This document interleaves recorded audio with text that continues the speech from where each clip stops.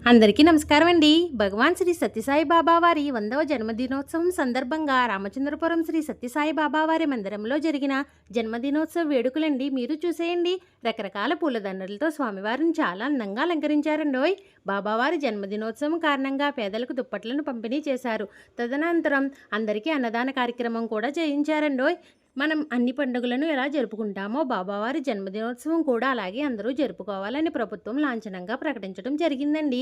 అందరినీ ప్రేమించు, అందరినీ సేవించు అనే సూక్తిని బాబావారిని నమ్మిన కొన్ని కోట్ల మందిని ఆచరించేటట్లు చేసిన మహనీయుడండి.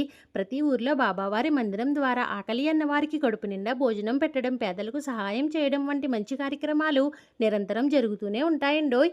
ముఖ్యంగా ఇటువంటి ప్రకృతి విపత్తులు వచ్చినప్పుడు ప్రజలకు సేవ చేయడంలో బాబావారి భక్తులు సాయి డివోటీస్ ముందు ఉండి వారికి కావలసిన భోజనం, మంచినీరు, వారిని సురక్షిత ప్రాంతాలకు చేరవేయడంలో ముందు ఉంటారండోయ్. ఇలాంటి ఉన్నతమైన విలువను నేర్పిన బాబావారికి శతకోటి వందనాలు.